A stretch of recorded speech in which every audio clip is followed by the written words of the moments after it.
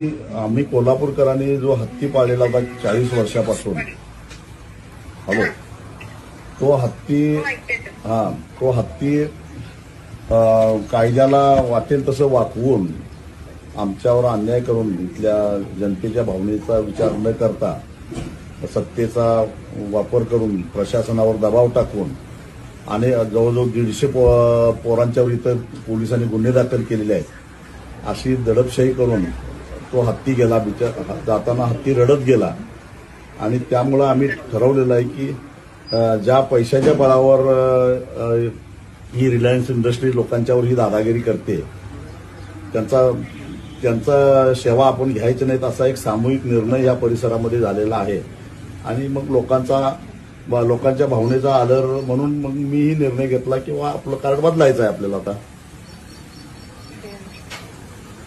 कारण काय, मी 2 दिवसापूर्वी रिचार्ज केला होता, तुम्हाला माहिती आहे। म्हणजे 78 दिवसाचा माझा प्लॅन वाया गेला, पण काय शेवटी जनभावनेसमोर पर्याय नाही आणि आम्ही सगळ्यांनी सामूहिक निर्णय घेतलेला आहे। मला असं वाटतं की लोकशाही मार्गाने आम्ही निर्णय घेतला की आम्हाला नाही तुमच्यावर व्यवसाय करायचा, तुमची सेवा घ्यायची नाही। आणि मला वाटतं की संविधानानं तेवढा अधिकार आम्हाला दिलेला आहे।